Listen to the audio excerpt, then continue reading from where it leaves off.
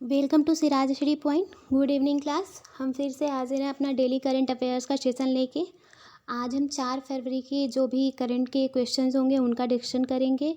और जो हमारे शुरू के क्वेश्चन, जैसा मैं हमेशा बताती हूँ कि शुरू के क्वेश्चन हमारे थोड़े डिस्क्रिप्टिव वे में होंगे, उसको मैं ज़्यादा बेहतर तरीके से एक्सप्लेन करूँगी।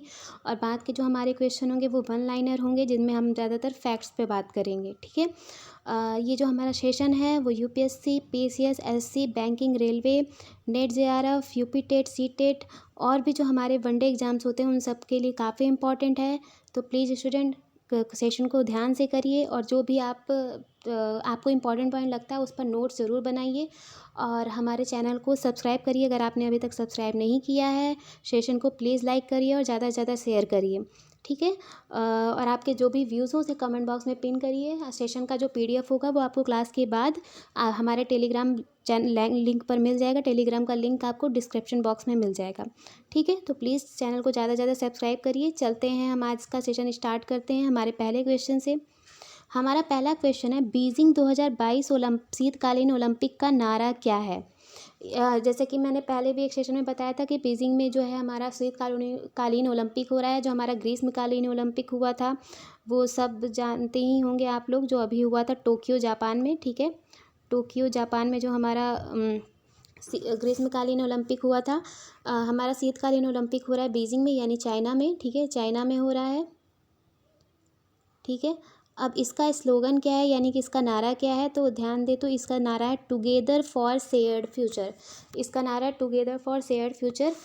अब ये चीज़ मुद्दे में क्यों है, क्यों हम बात कर रहे हैं। मैंने जैसे पहले ही कहा कि हमारे जो शुरू क्वेश्चन होते हैं वो डिस्क्रिप्टिव वे में होते हैं, तो ऑब्वियसली इसमें कोई ना कोई मुद्दा होगा।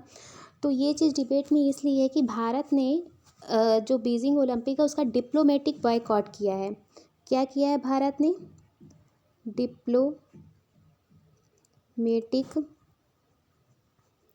बाइकआउट किया है। ठीक है। जो हमारा जो बीजिंग ओलंपिक है उसका डिप्लोमेटिक बाइकआउट किया, यानी कि जो ओपनिंग और एंडिंग सेरेमनी होगी, यानी कि जो बीजिंग ओलंपिक जो शीतकालीन ओलंपिक है उसकी जो ओपनिंग और एंडिंग सेरेमनी होगी उसको भारत अटेंड नहीं करेगा।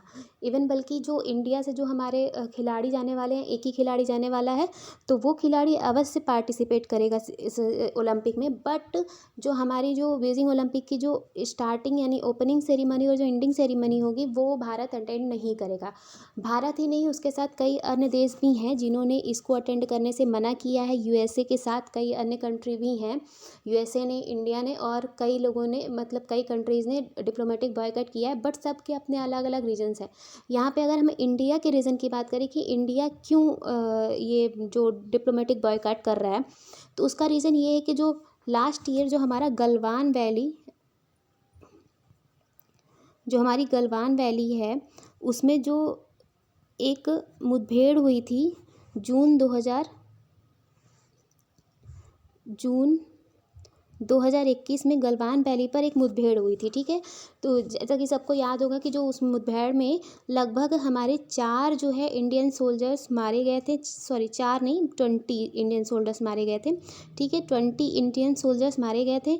और वहीं चाइना ने अपनी रिपोर्ट में कहा था कि हमारे सिर्फ 4 सोल्जर मारे गए हैं पीएलए के, यानी कि पीपल लिबरेशन आर्मी, जो चाइना की आर्मी है, पीपल लिबरेशन आर्मी, उसके। ठीक है। तो अब ये तो एक पहली चीज़, तो इस पे हम बात कर सकते हैं कि जो इन्होंने डाटा दिया था वो गलत दिया था। ठीक है। जिसको लेके अभी विवाद चल रहा है कि जो एक ऑस्ट्रेलिया का एक न्यूज़पेपर है, ऑस्ट्रेलिया की एक न्यूज़ एजेंसी है क्लैक्सॉन करके। ठीक है, ऑस्ट्रेलिया की एक न्यूज़ एजेंसी है क्लैक्सॉन करके, उसने जो है एक रिपोर्ट प्रकाशित की है। और रिपोर्ट किसको बेस बना के प्रकाशित की है? वीवो को। अब वीवो क्या है? वीवो जो है चाइना का, जैसे हमारे इंडिया में एफबी चलता है, यानी एफबी जो वर्ल्ड लेवल पे चलता है, फेसबुक चलता है, वैसे ये चाइना का समझ लीजिए फेसबुक है वीवो। जो वीवो है, वीवो में चूँकि चाइना ने बाहर जानकारी नहीं बताई थी कि कितने हमारे सेना के पीएलए के लोग मारे गए हैं। बट जो वीवो पे जो ट्रेंड में चली थी उस समय चीज़ें, उसमें ये बताया गया था कि लगभग 38 लोग मारे गए थे, 38 चाइना सोल्जर्स मारे गए थे उस गलवान वैली इंसिडेंट में। बट अब वहाँ से तो उन लोगों ने न्यूज़ नहीं लीक की, बट ऑस्ट्रेलिया का जो मैंने बताया न्यूज़ एजेंसी है क्लैक्सॉन, उसने अभी एक रिपोर्ट प्रकाशित की है 2 फरवरी को। कब प्रकाशित की है? 2 फरवरी को एक रिपोर्ट प्रकाशित की जिसमें ये साफ साफ कहा गया है कि चाइना के 38 सोल्जर मरे थे, और जो जानकारी निकाली गई वो वीबो जो उसका फेसबुक है, जो एज अ फेसबुक काम करता है चाइना में, वहाँ से ये जानकारी लीक की गई है, निकाली गई है। ठीक है, अब भारत ने क्यों, अब ये तो हो गया बैकग्राउंड कि क्या क्या हुआ, चीज़ें कहाँ से जानकारी आई। तो भारत ने, अब चाइना ने क्या किया कि चाइना ने क्या किया कि जो पीएलए, इस जो मुठभेड़ हुई थी उसमें जो पीएलए के कमांडर था, यानी कि जो गलवान वैली में मुठभेड़ हुई थी उसमें जो कमांडर था जिसने होश संभाला था, उसके द्वारा मशाल जलाई जा रही है बीजिंग ओलंपिक की। ठीक है, वो कमांडर कौन था, उसका नाम था क्वी फेबाओ। ठीक है, क्वी फेबाओ करके जो कमांडर था, जिसने जो है गलवान वैली के मुठभेड़ में शामिल था, जो उसके द्वारा बीजिंग ओलंपिक की मशाल जलाई जा रही है, यानी मशाल लेके वो जा रहा है। क्योंकि कई लोग मशाल ट्रांसफ़र करते हैं, बट उसमें एक इंसान है जो क्वी फेबाओ है, जो कमांडर रहे थे जब गलवान वैली का मुठभेड़ हुआ था चाइना और इंडिया के बीच। तो इसी चीज़ को लेकर इंडिया ने बाइकआउट किया। इंडिया ने बोला कि मतलब इंडिया, चूँकि ऑब्वियसली आप पहली चीज़ तो चाइना ने एग्जैक्ट डेटा नहीं दिया कि हमारे कितने लोग मारे गए, वो एक गड़बड़ चीज़ हुई। दूसरी चीज़ की जो उसमें शामिल था और हमारे देश के 20 सेनानी मारे गए, उस इंसान को आप वहाँ पे एज अ मसाल ट्रांसफ़र करने के लिए यूज़ कर रहे हो, तो वो एक हमारे देश के लिए एक बेइज्जती की चीज़ है कि हाँ, अगर हम वहाँ जाते हैं तो वहाँ पे ऐसा कुछ इंसिडेंट हो रहा है, जिसकी वजह से इंडिया ने डिप्लोमेटिक बाइकआउट की, यानी कि जो बीजिंग ओलंपिक की जो ओपनिंग और एंडिंग सेरेमनी थी उसमें जाने से मना किया। ठीक, आई होप स्टूडेंट आपको ये समझ में आया कि क्या शुरू से मुद्दा रहा और क्या चीज़ें रहीं। यहाँ पे जैसा कि आप देख सकते हैं, India announces diplomatic boycott of Beijing winter Olympic. Beijing winter Olympic की ये देखिए अलग अलग न्यूज़पेपर की कटिंग है, द हिंदू की, इंडिया टुडे की, इकोनॉमिक्स टाइम की सब ने बताया कि डिप्लोमेटिक इंडिया बाइकआउट किया है। ठीक है, अब यहाँ पे देख सकते हैं आप, पहली चीज़ तो आप देख लीजिए गलवान वैली इंसिडेंट एक्चुअल में है क्या, कि कहाँ पे किस लोकेशन पे है। तो यहाँ पे आपको आई थिंक क्लियर नहीं दिख रहा होगा, अभी मैं नेक्स्ट मैप में आपको दिखाती हूँ। ये जो हमारा एरिया है, ये जो हमारा एरिया एक्साई चीन का, यहाँ पे गलवान वैली बिलोंग करती है, जहाँ पे मुठभेड़ हुई थी लास्ट ईयर जून 2021 में। दूसरी चीज़ यहाँ पे ये मैं दिखा दूँ, ये जो क्वी जवाओं हैं जिन्होंने जो मसाल लेके जा रहे हैं, ये वो इंसान है जिसने, जो कमांडर था गलवान वैली इंसिडेंट में। ये देखिए, ये आपको यहाँ पे एग्जैक्टली चीज़ दिखी देगी, गलवान फेस ऑफ पॉइंट्स। ये देखिए, ये जो पॉइंट था अक्साई चीन का एरिया है, यहाँ पे जो गलवान फेस ऑफ पॉइंट ये था। ठीक है, ये आप मैप में देख सकते हैं कहाँ पे strategic significance of Galwan valley, ये आप देख सकते हैं कहाँ पे था। ठीक है, खेल के बहाने सियासत, जो यही इंसान है जिन्होंने वो किया। तो गलवान घाटी संघर्ष में शामिल रहे कमांडर को मसाल सौंपी, तो वही इसीलिए इंडिया ने बाइकआउट किया। जो कमांडर था उसको मसाल सौंपी गई है। भारत ने कहा हमारे राजदूत किसी सेरेमनी में शामिल नहीं होंगे। ठीक है, कोई भी राजदूत हमारी किसी भी सेरेमनी में शामिल नहीं होंगे। अमेरिका सहित कई देश पहले ही डिप्लोमेटिक बॉयकॉट कर चुके हैं। हाँ, यहाँ पे एक और चीज़ है कि अमेरिका सहित कई देश डिप्लोमेटिक बॉयकॉट कर चुके हैं। ये सारे वो देश हैं जिन्होंने डिप्लोमेटिक बॉयकॉट किया है।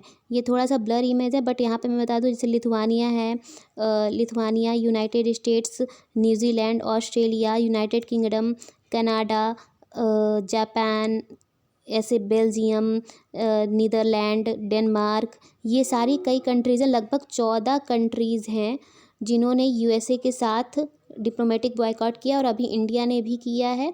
तो ये लगभग 15+1 कंट्रीज़ हो जाती हैं जिन्होंने डिप्लोमेटिक बॉयकॉट किया है बीजिंग ओलंपिक का। ठीक है, तो आई होप स्टूडेंट आपको मुद्दा समझ में आया हो कि हाँ, क्यों ये मुद्दा अभी विवाद में है। जो मैंने पहले ही बताया कि चूँकि जो जिसने वो और यहाँ पे जो कैलॉक्सॉन नाम का जो ऑस्ट्रेलियन न्यूज़ एजेंसी है, उसने जो डाटा लीक किया उसके हिसाब से लगभग 38 चाइनीज़ सोल्जर मारे गए थे जो गलवान मुठभेड़ हुए थे, लेकिन चाइना ने अपने डाटा रिलीज़ नहीं किया था। ठीक है, तो चलते हैं हम अपने नेक्स्ट क्वेश्चन पे। भारत ने इजराइल के साथ राजनयिक संबंध कब शुरू किए। ठीक है, तो भारत और अब हम यहाँ पे, ये इम्पोर्टेंट बहुत ज़्यादा क्वेश्चन है, क्योंकि हम जब इंटरनेशनल रिलेशंस की बात करते हैं तो उसमें अलग अलग कंट्रीज से हमारे कैसे रिलेशन है उसके बारे में एक अच्छा खासा मुद्दा बनता है। अब यहाँ पे भारत और इजराइल की हम बात कर रहे हैं, तो भारत और इजराइल के बीच में काफ़ी बेहतर संबंध है हमारे। ठीक है, इवन जबकि भारत जो है गुटनिरपेक्षता नीति के को पालन करता है। इवन जब फ़िलिस्तीन और इजराइल का विवाद हुआ था 2 नेशन पॉलिसी के तहत, तब भी भारत ने इजराइल का समर्थन इवन नहीं किया था, इतना ही, बल्कि वो फ़िलिस्तीन के पक्ष में था। फिर भी इजराइल और भारत के बीच में काफ़ी बेहतर संबंध हैं, जिसकी यहाँ पे बात की जा रही है। राजनयिक संबंध कब शुरू हुए यहाँ पे बात की जा रही है, तो ये 29 जनवरी 1992 से स्टार्ट हुए थे। ठीक है, तो हमारा जो इजराइल और भारत के बीच में राजनयिक संबंध है वो 29 जनवरी 1992 में स्टार्ट हुए थे।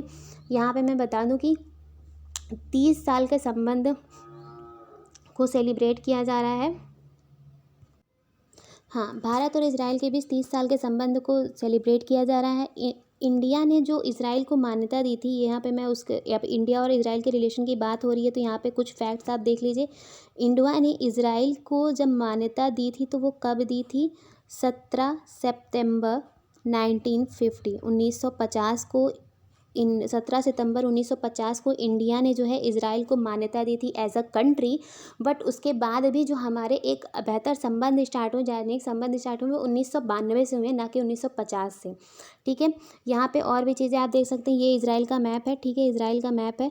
यहाँ पे ये वेस्टर्न एशियन कंट्री, ये आप देख सकते हैं, इजराइल यहाँ पे बिलोंग करता है। ठीक है, अब यहाँ पे एक और चीज़ देखने के लिए है कि इजराइल से रिलेटेड ये देखिए, 30th एनिवर्सरी जो है भारत और इजराइल के बीच मनाई जा रही है। 1992 से 2022 हमारा चल रहा है। 30वीं एनिवर्सरी मनाई जा रही है of establishment of diplomatic ties. ठीक है, ये लोगो लॉन्च किया गया है। ये लोगो है इंडिया और इजराइल के 30 साल के संबंध के बेस को मानते हुए, मतलब बेहतर संबंधों को दर्शाते हुए ये लोगो लॉन्च किया गया है। ठीक है, 30 years of India Israel friendship.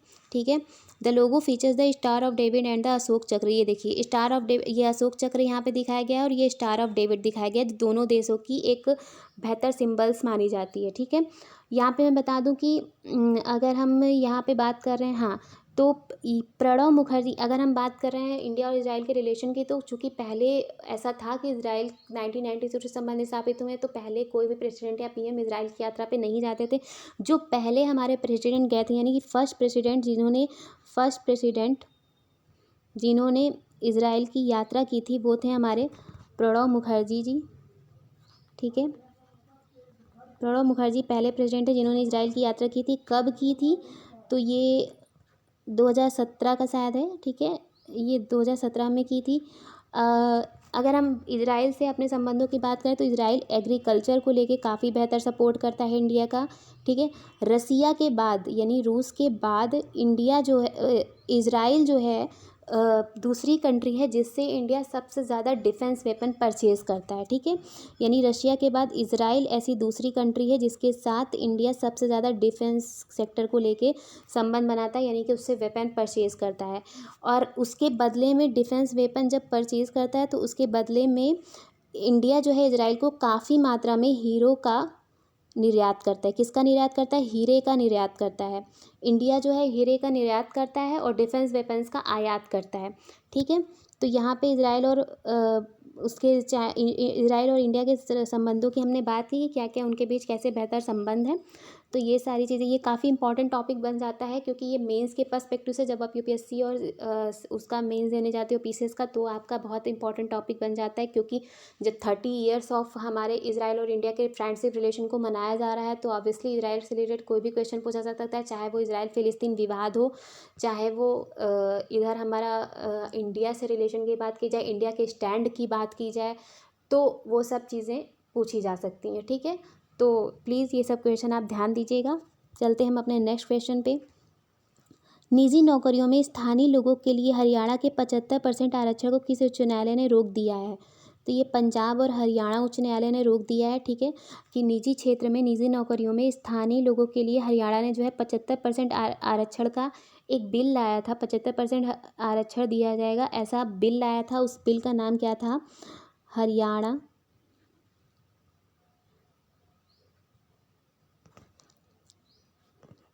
State employment of local candidates bill 2020। ठीक है, 2020 में एक बिल लाया गया था, Haryana state employment of local candidate bill 2022। जिसके तहत जो है हरियाणा ने क्या किया था कि 75% आरक्षण जो निजी नौकरियों में स्थानीय लोगों को देने का वादा किया था, ठीक है।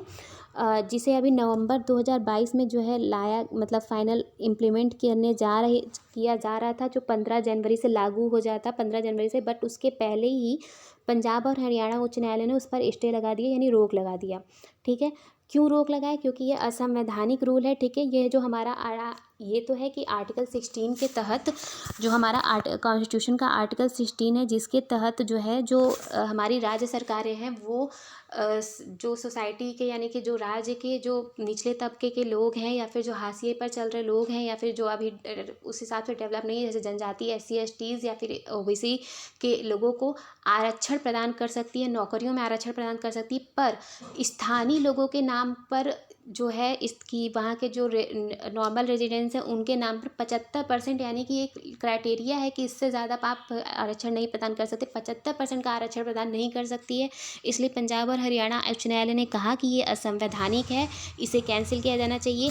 इसके पहले भी कई ऐसे जो बिल पास किए थे कई राज्य सरकारों ने किए, जैसे महाराष्ट्र ने जो है 80% डोमिसाइल वर्कर्स का बिल लाया था, हरियाणा ने जो है 75% कोटा के लिए लाया ही है, मध्य प्रदेश ने 70% कोटा के लिए लाया था, कर्नाटका ने भी लाया था, आंध्र प्रदेश ने भी 75% Kota for locals in government and private sector ये लाया था। तो इसके पहले कई स्टेट गवर्नमेंट ऐसा कर चुकी हैं, बट चूँकि हर बार जो हाई कोर्ट है हमारी वो असंवैधानिक इसको करार दे देती है, तो ये एक पॉलिटिकल मूवमेंट माना जा सकता है, मतलब पॉलिटिकल इन्वेस्टमेंट, क्योंकि उससे ज़्यादा जब पता ही है गवर्नमेंट को कि ऑब्वियसली ये रद्द होने वाला, ये संवैधानिक है, फिर भी लाना ऐसे बिल को, ये सीधी सी बात है एक पॉलिटिकल सेटिस्फैक्शन के लिए कि लोग उनकी बात सुने और लोग उनसे इम्प्रेस हों, और कुछ नहीं है, वोटिंग के लिए है। तो उससे ज़्यादा मुझे तो कुछ नहीं समझ में आ रहा है, बट फिर भी लाया गया, जिसको मेन मुद्दा यही है कि जिसको खारिज कर दिया है हाई कोर्ट ने, ठीक है। चलते हैं हम अपने नेक्स्ट क्वेश्चन पे। नॉन फंजिबल टोकन NFT का आविष्कार किसने किया था, ठीक है। तो इसका पहले जैसे मैं बता दूं आंसर है केविन मैककॉय ने, ठीक है। केविन मैककॉय ने नॉन फंजिबल टोकन यानी NFT का आविष्कार किया था। अब यहाँ पे पहली चीज़ तो आप ध्यान दो, NFT होती क्या है, नॉन फंजिबल टोकन एक्चुअल में है क्या। सपोज़ आपके पास कोई दो पेज हैं, सपोज़ आपके पास कोई दो पेन है, ठीक है। कोई दो पेन है, दो लोगों के पास, आप हो, कोई एक A है, एक B है, ठीक है। इसके पास एक पेन है, इसके पास एक पेन है। अगर ये दोनों पेन सेम है, ठीक है। अगर आप मान लो कि दोनों पेन पैनासोनिक की है, या फिर किसी एक कंपनी का आप नाम ले लो, सेलो की है, किसी की भी है, तो ये अपनी पेन इसको दे दे या फिर ये अपनी पेन इसको दे दे, दोनों में से कोई डिफरेंस नहीं पड़ेगा, क्योंकि दोनों की पेन सेम है। आप मेरी ले लो, हम आपकी ले ले, A B को दे दे, B A को दे दे, दोनों की कोई कंडीशन में सेम नहीं आएगा। अगर दोनों की पेन नई नई है तो दोनों एक दूसरे से एक्सचेंज कर सकते हैं। बट अगर इसकी जगह ऐसा हो कि एक A के पास पेन हो, एक B के पास पेन हो, A के पास जो पेन है उसमें जो है किसी बड़े, यानी समझ लो अमिताभ जी की साइन है, ठीक है, अमिताभ बच्चन की साइन है, ठीक है, बच्चन की साइन है, ठीक है। पर जो B के पास पेन है वो ब्लैंक पेन है, यानी उसमें कोई साइन नहीं है, कोई सिग्नेचर नहीं है। बट जो पहले वाले A के पास पेन है वो उसके पास एक सिग्नेचर है अमिताभ बच्चन जी का। तो क्या ये अपना जो सिग्नेचर वाली पेन है इसको देगा? कभी नहीं देगा, ठीक है, क्योंकि ऑलरेडी वो ऑथेंटिकेटेड है, वो सिग्नेचर आपको दोबारा नहीं मिलेगा, तो वो अपनी पेन इसको नहीं देगा। तो जो ऐसी चीज़ें होती हैं जिसमें कुछ अलग ऑथेंटिकेटेड चीज़ें होती हैं, ऑथेंटिकेटेड वर्चुअल सिग्नेचर्स होते हैं, या फिर कुछ नई ऐसा चीज़ होता है, तो उसे ही नॉन फंजिबल चीज़ कहते हैं, नॉन फंजिबल टोकन कहते हैं। यानी कि वो चीज़ें एक्सचेंजेबल नहीं है, यानी वो चीज़ें किसी चीज़ से बदली नहीं जा सकती, उनकी अपनी एक अलग वैल्यू है जिसकी बदली नहीं जा सकती। बट यहाँ पे जो कि पेन बदली जाती है, तो ये जो पेन थी ये फंजिबल है, ठीक है, यानी कि इसको बदला जा सकता है। बट चूंकि यहाँ पे इसको बदला नहीं जा सकता है, तो इसको क्या बोलेंगे? नॉन फंजिबल बोलेंगे, क्योंकि ये बदली नहीं जा सकती। अब यहाँ पे नॉन फंजिबल का मतलब आपको समझ में आ गया होगा। अब अगर हम बात करें नॉन फंजिबल टोकन की, ठीक है, तो ये सीधी सी बात है, एक डिजिटल टोकन होता है जो इनक्रिप्टेड होता है, ठीक है। क्या है ये? एक डिजिटल टोकन है जो इनक्रिप्टेड है। पहली चीज़ इनक्रिप्टेड है, यानी कि कोडिंग डिकोडिंग की बात आ गई, जो जैसे हमारे व्हाट्सअप पे आता है मैसेज जो दो लोगों के बीच आप करते हो वो इनक्रिप्टेड होता है, यानी कि कोडिंग से मतलब जब आप कोई मैसेज करते हो तो उस मैसेज को कोई और बीच में लीक करके पढ़ नहीं सकता, तो वो इनक्रिप्टेड होता है।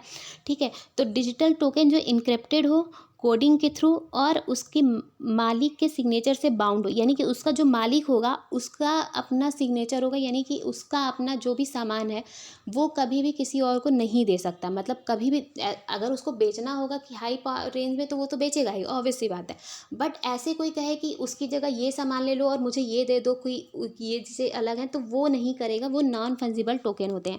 जैसे सिग्नेचर की वैल्यूएबल होती है, सिग्नेचर वैल्यूएबल जैसे मैंने बताया, अगर उस पर सिग्नेचर है अमिताभ बच्चन जी का, सचिन तेंदुलकर का, किसी का भी, किसी बड़े इंसान का, भगत सिंह की सिग्नेचर है, किसी का भी है, तो वो नहीं एक्सचेंज करेगा। ठीक है, तो यहाँ पे नॉन फंजिबल टोकन का मतलब आई थिंक आपको समझ में आ गया होगा। अब बात करते हैं नॉन फंजिबल टोकन होती क्या है। तो नॉन फंजिबल टोकन एक डिजिटल एसेट भी मांग सकते हैं। ठीक है, एसेट होता है डिजिटल एसेट। एसेट का मतलब क्या है? एसेट मतलब परिसंपत्ति, जिसको बेचकर या फिर जिसका इस्तेमाल करके आप कहीं से पैसा कमा सकें। तो ऑब्वियस सी बात है, अगर ये डिजिटल एसेट है तो इससे जो है, अगर मेरे पास समझ लीजिए मेरे पास अमिताभ बच्चन की साइन की पेन है, तो मैं चाहूँ तो इसको करोड़ों में, लाखों में इसको किसी को बेच दूँ। ठीक है, क्योंकि ये एसेट है, ऑलरेडी मेरे पास अच्छा खासा अमाउंट में पैसा आएगा, क्योंकि वो नॉर्मल पेन तो है नहीं, तो वो मेरे पास है। तो जब तक वो मेरे पास है वो डिजिटल एसेट है, मेरे पास डिजिटल, हाँ सॉरी, वो एक एसेट है। सॉरी, अगर मैं पेन की बात करें तो वो एसेट है, बट अगर हम उसी को बात करें कि वो चीज़ केवल ऑनलाइन है हमारे पास, मतलब कि वो हमारे पास उसका रफ फॉर्म नहीं है। जैसे हम लोग ऑनलाइन लैपटॉप में पूरा काम करते हैं, अपने पीडीएफ सेव करते हैं, अपना पीपीटी सेव करते हैं, और अगर हम उसको ओरिजिनल फॉर्म में नहीं रखते, यानी कि पेजेस के रूप में नहीं रखते हैं, रियल फॉर्म में नहीं रखते, वो केवल डिजिटल रूप में है, जैसे डिजिटल सिग्नेचर, वो केवल डिजिटल ही यूज़ किया जा सकता है, तो वो नहीं, तो वो डिजिटल एसेट होता है, यानी कि डिजिटल रूप में ही उसका ओरिजिनल वो है, वो लाइव आपके सामने नहीं हो सकती, तो उसी को डिजिटल एसेट कहते हैं। लाइक अ बिटकॉइन आप ऐसा बोल सकते हो, जैसे बिटकॉइन है, क्रिप्टो करेंसी की बात हम करते हैं, तो क्रिप्टो करेंसी क्या है? क्रिप्टो करेंसी भी डिजिटल मनी है। ठीक है, उसको आप हाथ में लेके नॉर्मल कॉइन की तरह, पैसे की तरह आप यूज़ नहीं कर सकते, वो एक डिजिटल मनी है, तो उसी तरह ये डिजिटल एसेट होता है। ठीक है, अब यहाँ पे जैसे मैंने बता दी, केविन मैककॉय ने इसको आविष्कार किया था। यहाँ पे जो मैंने बताया केविन मैककॉय ने कब आविष्कार किया था, तो ये उन्होंने 2014 में किया था। ठीक है, 2014 में इन्होंने इन्वेंट किया था। इन्होंने क्या किया था? एक क्वांटम बनाया था, एक डिजिटल क्वांटम बनाया था, जिसकी जो अभी करंट प्राइस है वो इसकी जो करंट प्राइस है अभी वो $7 मिलियन है। क्या है? $7 मिलियन जो उन्होंने क्वांटम बनाया था उसकी प्राइस है। ठीक है, तो हाँ, तो मैं क्या बताती, केविन मैक का इतना हम लोग जान चुके हैं। साइन जो है उसका वैल्यू होती है बिटकॉइन, यूज़ कर सकते हो आप एज अ क्रिप्टो। अब जो फंजिबल होती है वो हाँ सॉरी, अब यहाँ पे ये टॉपिक मैं क्यों पढ़ा रही हूँ, यहाँ मैंने बता दिया है एनएफटी क्या होती है, नॉन फंजिबल टोकन क्या होता है, उसका आविष्कार किसने किया, ये सारी चीज़ें कब हुआ, 2014 में हुआ। उसने क्या बनाया था? एक क्वांटम बनाया था जो $7 मिलियन का समथिंग का था।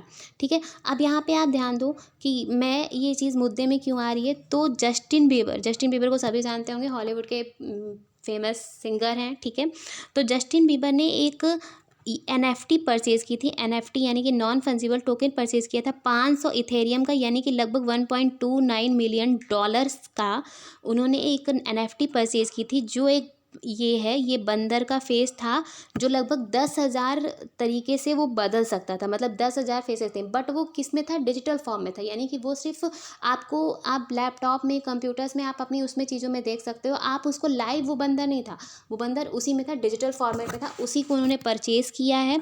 ठीक है, तो उसी को लेके ये चीज़ मुद्दे में है कि एनएफटी एग्जैक्टली होती क्या है। ठीक है, अब यहाँ पे एक और चीज़ कि आने वाले टाइम में ऐसा कहा जा रहा है कि अमिताभ बच्चन के ऑटोग्राफ वाला जो फिल्म शोले का पोस्टर था उसको भी खरीद सकेंगे लोग, कि एज अ डिजिटल एसेट के रूप में, एज अ एनएफटी के रूप में। सनी लियोनी के हज़ारों वीडियोस और फोटोज़ जो है वो भी एज अ एनएफटी लोग खरीद सकेंगे। ठीक है, तो मैंने बता दिया आपको नॉन फंजिबल टोकन क्या है, ये चीज़ मुद्दे में क्यों आई, क्योंकि जस्टिन बीबर ने एक उसका वो खरीदा था। ठीक है, तो इस तरह कई चीज़ें हैं, जैसे मैंने बताया क्वांटम सबसे पहले बनाया गया था, तो क्वांटम का भी एक वो फिगर था। ठीक है, क्वांटम का एक फिगर था, जैसे ऐसे ऐसे करके, ठीक है, ऐसे ऐसे करके क्वांटम था।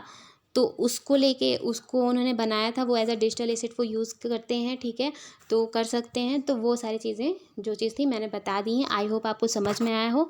और प्लीज़ गाइस, आपको अगर सेशन अच्छा लग रहा है तो लाइक करिए, शेयर करिए, ज़्यादा से ज़्यादा शेयर करिए, जिससे ज़्यादा से ज़्यादा बच्चे हमारे जो इंपॉर्टेंट चीज़ें हैं वो पढ़ सकें और आपके एग्ज़ाम के लिए वैल्यूएबल काफ़ी है।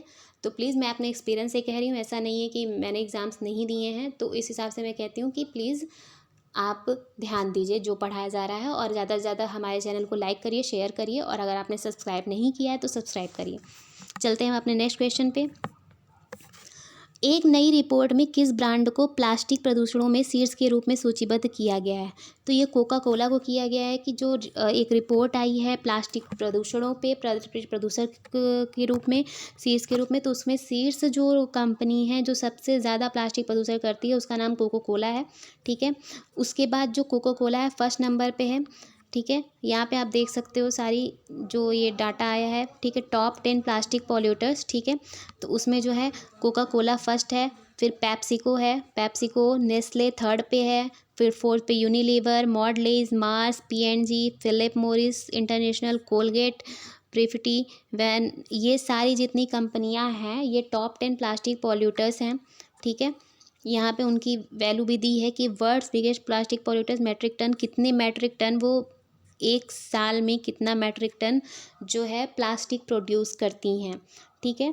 तो यहाँ पे एक चीज़ मैं बता दूं कि हाँ, ये टॉप 10 वर्स्ट प्लास्टिक पॉल्यूटर्स ये भी वही है कि कोका कोला बताया गया कितना ये लोग वो करती हैं, ठीक है। अब यहाँ पे देख लीजिए प्लास्टिक जो है कितना टाइम लगता है प्लास्टिक को डिकम्पोज होने में। तो अगर कोई प्लास्टिक की बॉटल है उसको 450 ईयर लगते हैं, यानी 450 ईयर लगते हैं डिकम्पोज होने में पूरी तरह। प्लास्टिक बैग है उसको 20 साल लगते हैं। सिगरेट का जो फिल्टर होता है उसको 10 साल लगते हैं। और स्टेरेटोम जो होता है उसको कभी भी वो क्या बोलते हैं वो नहीं होता, डिकम्पोज नहीं होता। कॉफ़ी की कप जो होती है 30 साल लगते हैं। प्लास्टिक स्ट्रॉ जो होती है उसको 200 साल लगते हैं। प्लास्टिक कटलरी जो होती है उसको 100+ ईयर्स लगते हैं। तो आप सोच सकते हैं कि प्लास्टिक कितना ज़्यादा हमारे इन्वायरमेंट के लिए ख़तरनाक है एज अ पॉल्यूटेंट, ठीक है। अब यहाँ पे मैं बता दूँ टॉप 10 इंडियन पॉल्यूटर्स जो हैं, टॉप 10 इंडियन पॉल्यूटर्स में एक भी इंडिया की पहली चीज़ तो कंपनी नहीं आई है, ठीक है। और इसमें ये भी बोला गया है कि इंडिया जो है जो टोटल प्लास्टिक प्रोड्यूसर होता है उसका लगभग 10% जो प्लास्टिक का प्रोडक्शन इंडिया करता है, ठीक है। जो पूरा अगर 100% हम मान लें प्लास्टिक का प्रदूषण हो रहा है तो उसका जो 10% है वो इंडियन कंपनी करती है, यानी इंडिया जो है लगभग 10% का प्रोडक्शन करता है, ठीक है। और ये भी जो रिपोर्ट आई है उसमें ये भी बोला गया है कि कोका कोला, पेप्सिको, नेस्ले, ये सब जो हैं कंपनियां प्लास्टिक कचरे को कम करने के लिए शून्य प्रगति के रूप में आई हैं। मतलब यानी कि शून्य प्रगति का आरोप लगाई, यानी कि ये कंपनियां जैसे कोका कोला, पेप्सिको, नेस्ले ये सब प्लास्टिक प्रदूषण को कम करने के लिए कोई भी इनिशिएटिव नहीं चलाती हैं, ना ही कोई काम ऐसा करती है जिससे प्लास्टिक प्रदूषण कम हो सके। तो ऐसा उन पर आरोप लगाया गया है, ठीक है। चलते हैं हम अपने नेक्स्ट क्वेश्चन पे। हाल ही में किस सरकार ने जगन्नाथ स्वच्छ संकल्प कार्यक्रम शुरू किया है? तो जगन्नाथ स्वच्छ संकल्प कार्यक्रम आंध्र प्रदेश द्वारा शुरू किया गया है, ठीक है। ये जो स्वच्छ संकल्प कार्यक्रम है इसका सीधा सा एजेंडा है कि क्लीन आंध्र प्रदेश, ठीक है। इसका सीधा सा एजेंडा है कि क्लीन करना है आंध्र प्रदेश को। तो ये क्लीन आंध्र प्रदेश नाम से योजना चलाई जा रही है, क्लैप, ठीक है। यहाँ पे CL का मतलब क्लीन है आंध्र प्रदेश, ठीक है। AP का मतलब आंध्र प्रदेश, क्लीन आंध्र प्रदेश नाम से योजना चलाई जा रही है। इसका सीधा सा बस इनिशिएटिव है कि आंध्र प्रदेश को क्लीन रखना है। चलते हैं हम अपने नेक्स्ट क्वेश्चन पे। ICC spirit of cricket award हाल ही में किसने जीता है? तो ICC spirit of cricket award जो है डेरिल मिशेल ने जीता है। ये न्यूजीलैंड के खिलाड़ी हैं, ठीक है। कहाँ के खिलाड़ी हैं? ये न्यूजीलैंड के खिलाड़ी हैं। ICC spirit of cricket award इन्होंने जीता है। Let's move to the next question. हाल ही में किसे राष्ट्रीय इलेक्ट्रॉनिक्स और सूचना प्रौद्योगिकी संस्थान नीलिट के महानिदेशक के रूप में शामिल हुए हैं? तो ये डॉक्टर मदन मोहन त्रिपाठी जी हैं जो नीलिट के महानिदेशक के रूप में शामिल हुए हैं। तो ये सारे वन लाइनर क्वेश्चन है, इसलिए मैं इसमें कुछ खास एक्सप्लेन नहीं कर रही हूँ। एक्सप्लेनेशन वाले हमारे क्वेश्चन शुरू में हो चुके हैं। अगर इसमें एक और क्वेश्चन और आएगा तो मैं डेफिनेटली एक्सप्लेन करूँगी, बट ये सारे वन लाइनर क्वेश्चन है जो आपको सिर्फ याद करने हैं, ठीक है। इंडिया प्रेस फ्रीडम रिपोर्ट 2021 हाल ही में निम्नलिखित में से किसके द्वारा जारी की गई? तो India press freedom report 2021 rights and risk analysis group यानी अधिकार और जोखिम विश्लेषण समूह द्वारा जारी की गई है। इस रिपोर्ट में कहा गया है कि जो है, हाँ, इस रिपोर्ट में कहा गया है कि इंडिया में लगभग, क्योंकि इंडिया की रिपोर्ट है, इंडिया प्रेस फ्रीडम रिपोर्ट, तो अगर हम प्रेस की फ्रीडम की बात कर रहे हैं तो पत्रकारों की क्या कंडीशन है उसकी बात की जा रहा है। तो अभी लास्ट ईयर में यानी एक साल में 108 पत्रकार ऐसे हैं जिनके ऊपर अटैक किया गया, जिसमें से 6 पत्रकार ऐसे थे जिनको मार दिया गया, यानी 6 जो जर्नलिस्ट जो हैं वो मर चुके हैं, मार दिया गया। 108 पर अटैक किया गया। जो सबसे ज़्यादा हाईएस्ट अटैक हुए हैं, अगर हम बात करें कि 108 अटैक कहाँ कहाँ किस किस लेवल पे हुए, तो सबसे ज़्यादा जो अटैक हुए हैं वो जम्मू कश्मीर में हुआ है। ठीक है, लगभग 25+ अटैक्स जम्मू कश्मीर में हुए हैं। ठीक है, उसके बाद अगर हम बात करें तो यूपी में लगभग 23, एमपी में लगभग 16, ऐसे ही अदर स्टेट्स में हुए हैं। तो यानी सबसे ज़्यादा जो हालत ख़राब है जहाँ पे अटैक होते हैं जर्नलिस्ट पे यानी पत्रकारों पे, वो है सबसे ज़्यादा जम्मू कश्मीर में। ठीक है, 24 पत्रकार ऐसे भी थे, 24 पत्रकार ऐसे भी हैं जिनके ऊपर अटैक किया गया, फिजिकली मेंटली जिनका हैरेसमेंट किया गया, जिनके साथ शोषण किया गया, वो सारी चीज़ें भी हैं। और 6 ऐसे पत्रकार थे जिनको मार दिया गया। तो ये एक काफ़ी गंभीर रिपोर्ट है जिसको लेकर सरकार को एक गंभीर कदम उठाने की ज़रूरत है पत्रकारों की सुरक्षा को लेकर, कि जिससे हमारे देश में प्रेस की फ्रीडम बनी रहे और प्रेस जो सच्चाई है वो सामने ला सके। ठीक है, तो प्रेस भी रिस्पॉन्सिबल हो एक तरह से, और हमारी गवर्नमेंट भी रिस्पॉन्सिबल हो कि उनकी सुरक्षा तय की जा सके, कि अगर वो कोई ऐसे मुद्दों पर बात करते हैं जो सेंसिटिव हैं तो उनकी सुरक्षा भी तय हो कि उनकी जान और जान माल को हानि नहीं होगी। तो ये इस पर एक गंभीर कदम उठाने की ज़रूरत है। तो ये गंभीर मुद्दा है। और जैसे कि मैं कहती हूँ कि इंडेक्स जो है पूछे जाते हैं, तो इंडेक्स पर आपको ध्यान देने, और ऐसे जो भी मुद्दे होते हैं ये सब आप मेंस की आंसर राइटिंग में काफ़ी कोट कर सकते हो जब कोई भी ऐसा क्वेश्चन आता है। ठीक है, तो उसके लिए भी आपके फ़ायदेमंद है। और बाकी आपको रिपोर्ट के बारे में वन लाइनर तो पता ही होना चाहिए। भारत के निर्यात आयात बैंक एक्जिम और किस देश की सरकार के साथ ऋण समझौते पर हस्ताक्षर किए गए हैं? तो एक्जिम बैंक और श्रीलंका के बीच समझौता किया गया है। एक्जिम बैंक द्वारा लगभग $500 मिलियन की ऋण सहायता दी जा रही है, लोन एग्रीमेंट किया जा रहा है श्रीलंका के साथ। $500 मिलियन का लोन दिया जा रहा है श्रीलंका को वहाँ पे डेवलपमेंट के लिए। और यहाँ पे अगर हम एक्जिम बैंक की बात करें तो एक्जिम बैंक 1982 में खोला गया था। ठीक है, Exim bank export import bank 1982 में खोला गया था। इसकी जो हेडक्वार्टर है वो मुंबई में है। ठीक है, इसका जो हेडक्वार्टर है वो मुंबई में है। Let's move to the next question. हाल ही में किसे नए सुरक्षा खुफिया एजेंसी प्रमुख के रूप में नामित किया गया है? तो lieutenant general GAV Reddy ji को नामित किया गया है नए रक्षा खुफिया एजेंसी प्रमुख के रूप में। किन्हें? Lieutenant general GAV Reddy. Torgya महोत्सव किस राज्य में मनाया जाता है? तो ये तोरग्या महोत्सव जो है तोरग्या महोत्सव अरुणाचल प्रदेश में मनाया जाता है। अगर मैं इस महोत्सव की बात करूं तो इसे जो है, ये देख सकते हैं आप, ये महोत्सव मनाया जाता है। कैसे मनाया जाता है ये यहाँ पे एक फिगर में दिखाया गया है। बाकी अगर इस महोत्सव की मैं बात करूं तो इसे डुनग्यूर फेस्टिवल भी कहते हैं। क्या कहते हैं? डुनग्यूर फेस्टिवल भी कहते हैं। ठीक है, डुनग्यूर फेस्टिवल भी कहते हैं। ये क्यों मनाया जाता है? यहाँ पे पहली चीज़ तो एक ये फैक्ट आप याद रखो कि ये जो है मोनपा आदिवासी द्वारा 3 दिवसीय फेस्ट है। किसके द्वारा मनाया जाता है? मोनपा आदिवासियों द्वारा, ये एक जनजाति है, आदिवासी जनजाति है मोनपा, उनके द्वारा जो है मनाया जाता है। 3 दिवसीय होता है, 3 दिन में। और कहाँ पे मनाया जाता है? ये तवांग मठ में। ठीक है, तवांग मठ में मोनपा आदिवासियों द्वारा 3 दिवसीय फेस्टिवल है जो मनाया जाता है। दलाई लामा जो हैं, दलाई लामा द्वारा ब्लेसिंग्स दी जाती है जो अदर लामाज होते हैं उनको। ठीक है, इस फेस्टिवल में क्या होता है, जो दलाई लामा हैं उनके द्वारा अदर जो भी लामाज हैं उनको ब्लेसिंग्स दी जाती है। ठीक है, और जो है इसमें जो नृत्य किया जाता है जो फेमस है उसका नाम है सा ना छम। ठीक है, सा ना छम नाम से नृत्य किया जाता है जो फेमस होता है, ठीक है। तो ये सब ये आर्ट एंड कल्चर का काफ़ी इंपॉर्टेंट टॉपिक बन जाता है, क्योंकि आर्ट एंड कल्चर में ऐसे क्वेश्चन पूछे जाते हैं। कोई महोत्सव हो गया, कोई गेम हो गया, कोई नृत्य हो गया, ये सारी फॉर्म्स आदिवासी जनजातियाँ उनसे रिलेटेड, तो मोनपा आदिवासी जनजाति की हम यहाँ पे बात कर रहे हैं तो वो याद होना चाहिए आपको। कहाँ मनाया जाता है वो याद होना चाहिए। प्लस अगर कोई नृत्य फेमस है, जैसे साना छमा नृत्य की हमने बात की, तो वो तवांग मठ ये भी कभी कभी पूछ लिया जाता है कि कहाँ पे बिलोंग करता है, कहाँ पे है। तो वो लोकेशन से लेके आपको आर्ट एंड कल्चर के उसमें क्वेश्चन पता होना चाहिए, क्योंकि आर्ट एंड कल्चर का इंपॉर्टेंट टॉपिक बन जाता है। और ऐसे क्वेश्चन डेफिनेटली पूछे जाते हैं यूपीएससी से लेके आपके वनडे एग्जाम सब जगह पूछे जाते हैं। यूपीएससी के लिए तो ये फेवरेट टॉपिक है आर्ट एंड कल्चर, तो प्लीज़ इसको ध्यान दीजिएगा। नेक्स्ट क्वेश्चन है हमारा, हाल ही में भारत में कितने रामसर स्थलों को जोड़ा गया है? तो ये 2 रामसर स्थल जोड़े गए हैं। हाल ही में भारत में 2 रामसर स्थल जोड़े गए हैं। जो हमारा पहला रामसर स्थल है वो गुजरात का है, ठीक है। क्या नाम है उसका? खिजाड़िया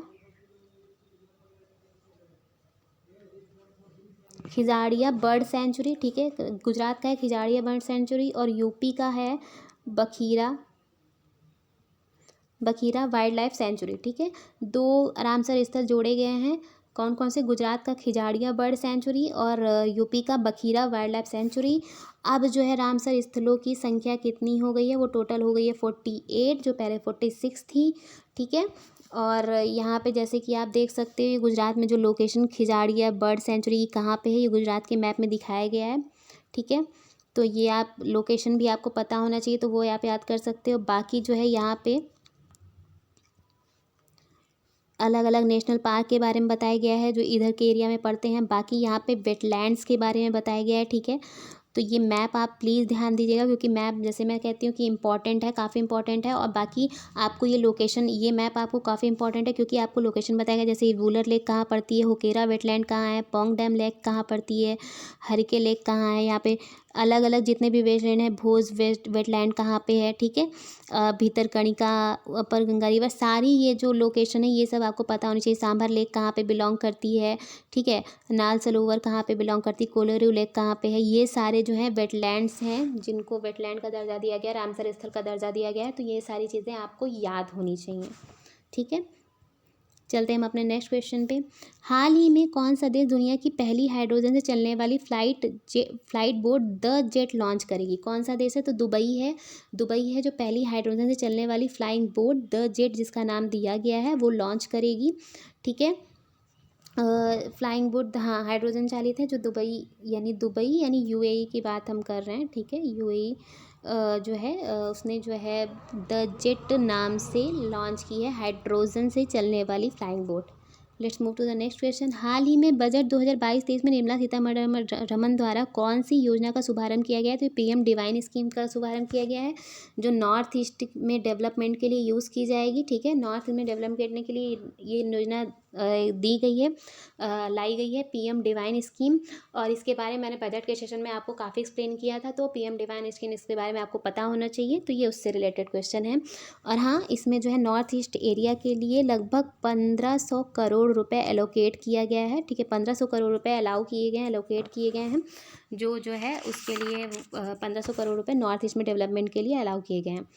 हमारा अगला क्वेश्चन है, विश्व आर्द्रभूमि दिवस किस दिन मनाया जाता है? तो ये 2 फरवरी को मनाया जाता है। विश्व आर्द्रभूमि दिवस हमारा 2 फरवरी को मनाया जाता है। यहाँ पे आप देख सकते हैं, ये मैप में वही मैप है जो आपको अभी पहले मैंने बताया कि आर्द्रभूमि कहाँ कहाँ है हमारे इंडिया में, जो लोकेशन दी है वो आपको पता होना चाहिए। पहली चीज़ तो किस जगह है, और मैप में भी आपको पता होना चाहिए कि क्या उसकी लोकेशन है, ठीक है।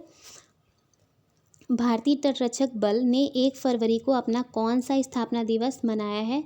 तो ये 46वां स्थापना दिवस मनाया है। भारतीय तटरक्षक बल यानी इंडियन कोस्ट गार्ड ने अपना 1 फरवरी को 46वां स्थापना दिवस मनाया है। इसकी जो अगर हम इंडियन कोस्ट गार्ड की बात करें, आईसीजी की बात करें, तो इसका जो आदर्श वाक्य है वो है वयम रक्षामः, ठीक है। वयम रक्षामः। ये किसके अंदर काम करता है, किसके अंडर काम करता है? तो ये मिनिस्ट्री ऑफ डिफेंस के अंडर में काम करता है, ठीक है, मिनिस्ट्री ऑफ डिफेंस के अंदर में। और इसका जो आदर्श वाक्य है वो वयम रक्षामः। ये मैं क्यों बता रही हूँ, क्योंकि ये जो वयम रक्षामः, ये यूपीएससी के जैसे सीडीएस का एग्ज़ाम हो गया, सीएपीएफ का एग्ज़ाम हो गया, जो डिफेंस से रिलेटेड एग्ज़ाम होते हैं, उसमें पूछा जाता है आदर्श वाक्य क्या है, या फिर इससे रिलेटेड जो भी चीज़ें हैं कि कौन सा मनाया गया, ये सब जो भी हैं, किस दिन मनाया जाता है, तो वो सब सारे क्वेश्चन पूछे जाते हैं। तो ये सब आपको पता होना चाहिए। चलते हैं आज के सेशन के हमारे लास्ट क्वेश्चन पे। हाल ही में कौन सी फ्रेंचाइजी भारत का पहला यूनिकॉर्न स्पोर्ट्स इंटरप्राइज बन गया है? तो ये चेन्नई सुपर किंग्स बना है। ठीक है, चेन्नई सुपर किंग्स जो है भारत का पहला यूनिकॉर्न स्पोर्ट्स इंटरप्राइज बन गया है। ठीक है, तो ये था हमारे सेशन का आज का last question. I hope students आपको ये सेशन पसंद आया हो, और आपको जैसा भी फीडबैक देना है आप प्लीज़ कमेंट बॉक्स में हमारे पिन करें। और आज फिर मैंने वैसे ही क्लास ली है, तो आई होप आपको ये क्लास पसंद आए, और ज़्यादा से ज़्यादा इसको लाइक करिए और प्लीज़ शेयर करिए, और सब्सक्राइब भी करिए। अगर आपने अभी तक चैनल को सब्सक्राइब नहीं किया तो सब्सक्राइब करिए, और प्लीज़ हमें बेहतर रिस्पॉन्स दीजिए, जिससे हम आगे आने वाले टाइम में और बेहतर काम कर सकें। और अगर आपको कुछ और भी सुनना है, कुछ और आपके व्यूज़ हैं, तो उसे कमेंट बॉक्स में डेफिनेटली पिन करें। बाकी जो आपका PDF है क्लास का, वो आपको टेलीग्राम लिंक पे मिल जाएगा। बाकी प्लीज़ ज़्यादा से ज़्यादा लाइक करें, शेयर करें। Thank you so much.